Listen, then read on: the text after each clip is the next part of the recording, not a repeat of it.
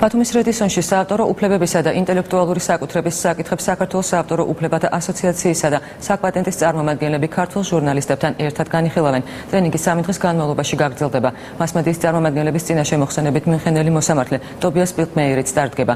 ინტელექტუალური საკუთრების საკითხებთან დაკავშირებით შეხვედრა საქართველოში ამერიკის საელჩოს ფინანსური მხარდაჭერით იმართება.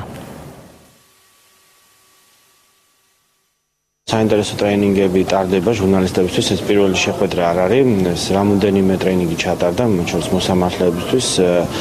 ამას გვეხმარება ამერიკის ვაჭრობის დეპარტამენტის სპეციალური პროგრამა CLDP, ასევე გერმანიის განვითარების სააგენტო, მათი მხარდაჭერით მომზადდა ეს ტრეინინგები, სემინარები.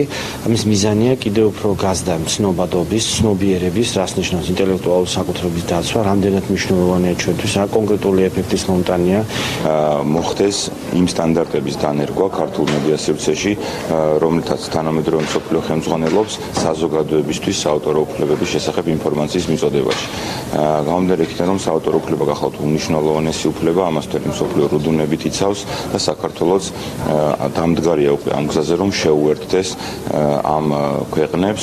ზემოდელი შეხვედრაც ბათუმში არის ეძღვნება საკუთრების უფლების დაცვას, ინტელექტუალურ საკუთრებას და სხვა უამრავ მასთან დაკავშირებულ თემას და ეს ძალიან მნიშვნელოვანი საკითხია, იმიტომ რომ ჯერ ერთ-ერთი ჩვენ უამრავი საინტერესო თემა გვესმის ამასთან დაკავშირებით, ვაღზავებთ რეპორტაჟებს და ძალიან ხშირად ჩვენ თავად არ ვიცით ზუსტად ამ უწყების შესახებ, რა არის, როგორ არის, რა განსხვავება ინტელექტუალურ თუ ისე საკუთრებას შორის.